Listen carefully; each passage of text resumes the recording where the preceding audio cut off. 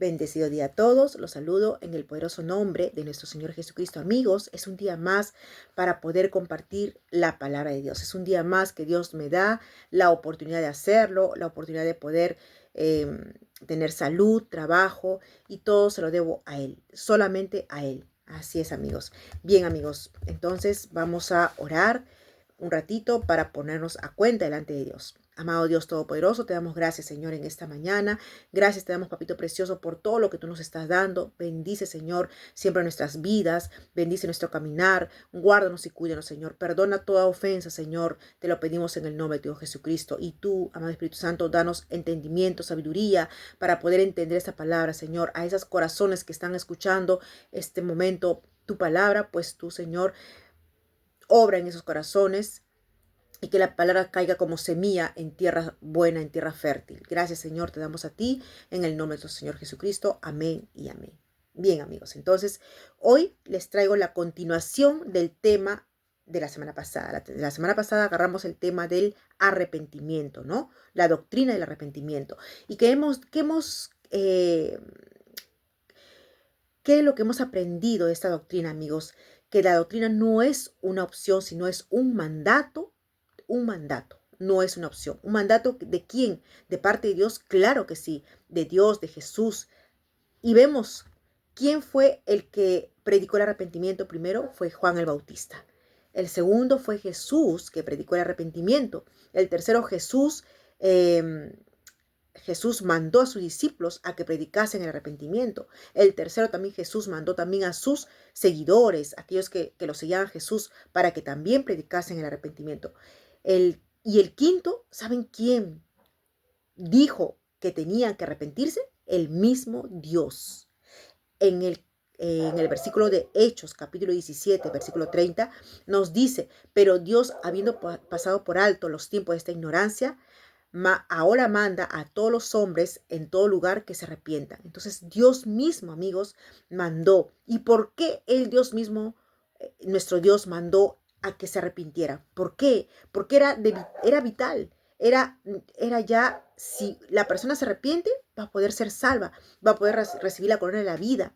Pero aquel que no se arrepiente, ¿cómo poder estar salvo? ¿Cómo poder librarse de la condenación? No podía, no se puede, amigos. Entonces, lo que nosotros tenemos que hacer es siempre, ¿no?, arrepentirnos de las cosas malas. Bien, amigos, entonces hoy día les he traído los cambios que produce el arrepentimiento, ¿no? El arrepentirse es, pues, el arrepentimiento verdadero es aquel que sale del corazón, es, pues, apartarse, ¿no?, del pecado y no volver a cometer ese pecado, no volver a cometerlo, amigos. Así es. Entonces, el arrepentimiento tiene cambio de dirección. Aquel que va por un lado hace un giro de 180 grados y regresa por el lado bueno, de donde salió. De repente salió del camino de Dios, se apartó del camino por un tiempo, pero ¿qué hace cuando uno se arrepiente verdaderamente? Siente la necesidad de buscar a Dios. Entonces hace un giro de 180 grados y regresa a los pies del Señor. Bien, amigos, entonces vamos a ver los cambios que produce. Cambio de pensamiento. El primer cambio que produce es el cambio de pensamiento. Y lo vemos en Lucas capítulo 15. Abran su Biblia, Lucas capítulo 15. A partir del versículo 11 vamos a ver la parábola del hijo pródigo. Nosotros, o la mayoría, de repente conocemos cuál es la parábola del hijo pródigo, ¿verdad? Un hombre que tenía dos hijos, uno de ellos, el menor, le pide la parte de su herencia y se lo malgasta y se queda sin nada. Y una vez que se queda sin nada, es que ahí sufre, ¿verdad? Entonces vamos al versículo 17. Vamos al 16 un ratito para entender un poquito más. Y deseaba llenar su vientre de las algarrobas que comía los cerdos. ¿Quién? Este hijo pródigo que malgastó todo su dinero, pero nadie le daba. Y volviendo en sí, dijo: ¿cuántos jornaleros en casa de mi padre tienen abundancia de pan y yo aquí perezco de hambre? Él volvió, dice, en sí. Ese es el cambio de pensamiento. Volver en sí es, amigos, es recuperar el sentido común, ¿verdad? Es decidir, pues, cambiar ese pensamiento, ese pensar que tenía antes, ¿verdad? Este hijo, cuando estaba en desgracia, se dio cuenta de lo lejos que estaba de la casa de su padre, ¿verdad? Y de lo lejos que estaba de la casa de su padre, tanto físicamente como emocionalmente. Pero se sintió aislado, solo, ¿verdad? Sin nadie en quien él pueda confiar. Sin embargo, amigos, se dio cuenta de que su padre seguía siendo su padre. Aún él hubiera cometido los peores pecados, su padre seguía siendo su padre.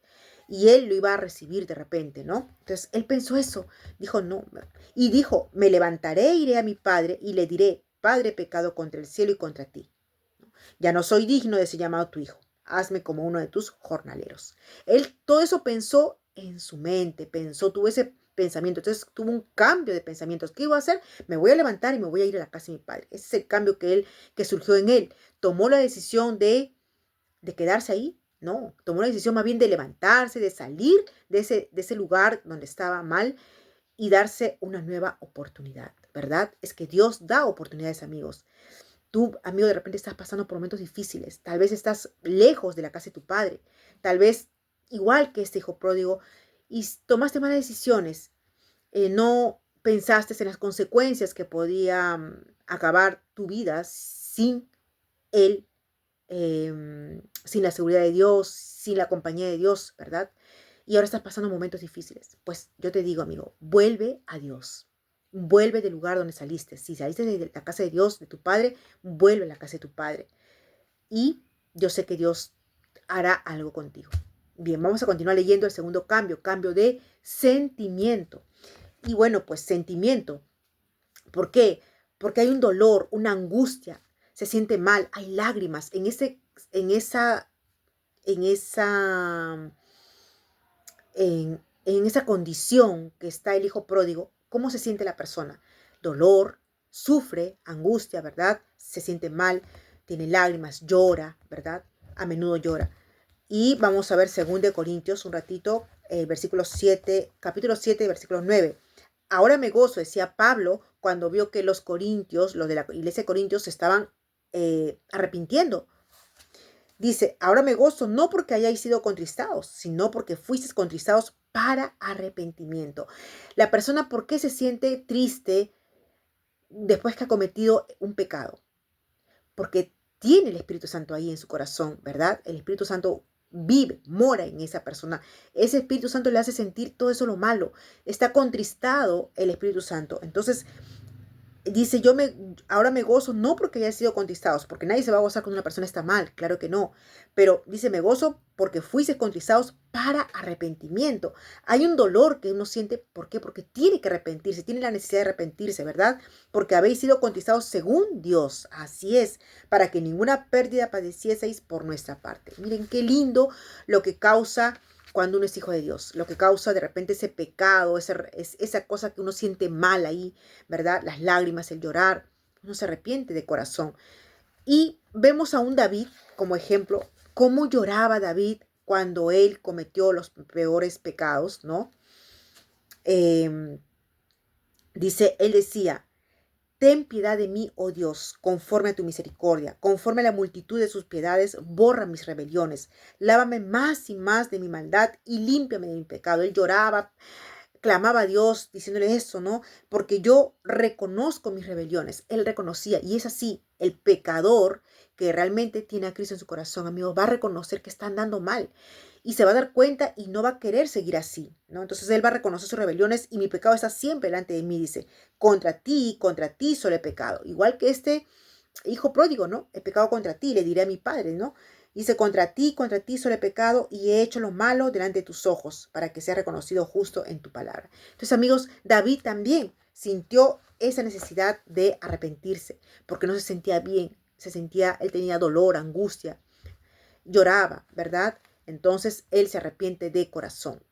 Y el tercer cambio, amigos, es el cambio de propósito. Cuando una persona, amigos, no tiene a Cristo en su corazón, ¿cuál es su propósito en su vida? Bueno, como todos, ¿no?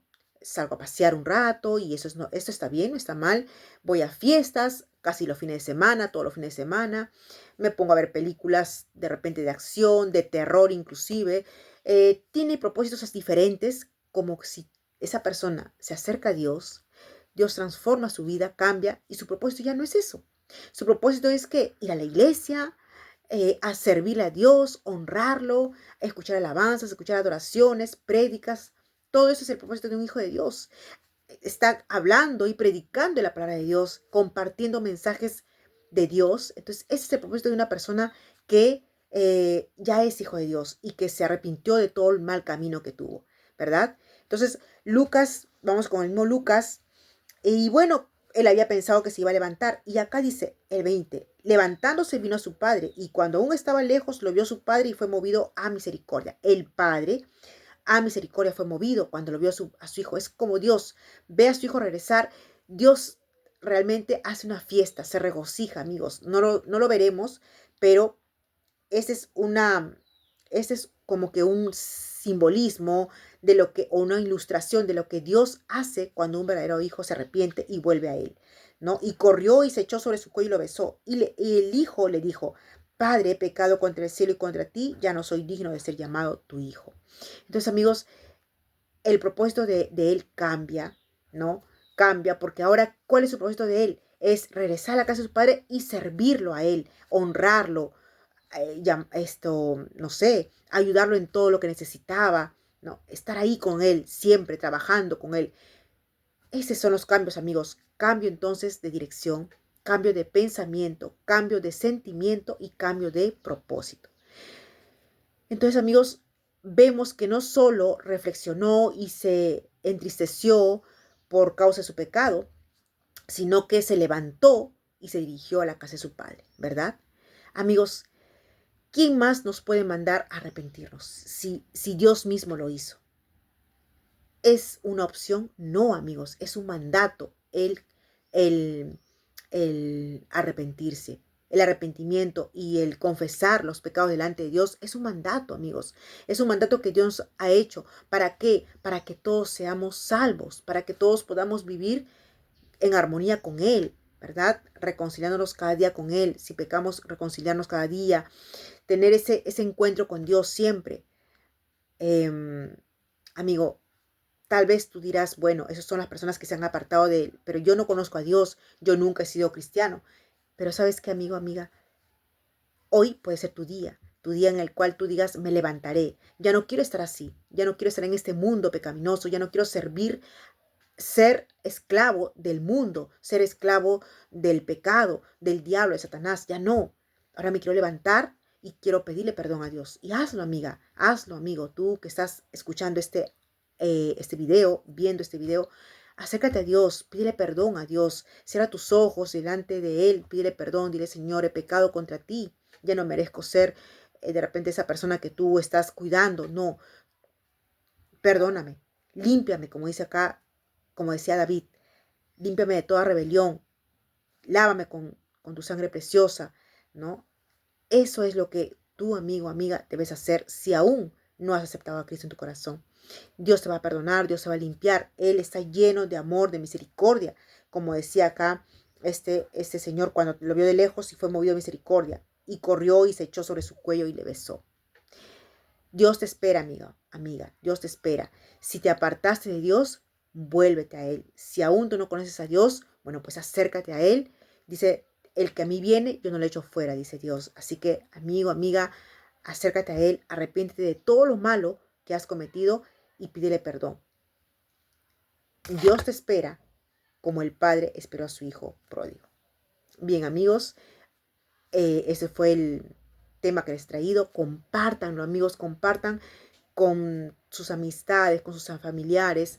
¿Cuántos hijos pródigos hay en este mundo? Muchos, y no los conocemos. Compartan. Cuanto más compartan esta palabra, más personas la van a poder ver y más personas van a poder ser movidos también de repente para que se arrepientan, para que cambien su vida. Bien, amigos, conmigo será entonces. Hasta la próxima. Dios los bendiga.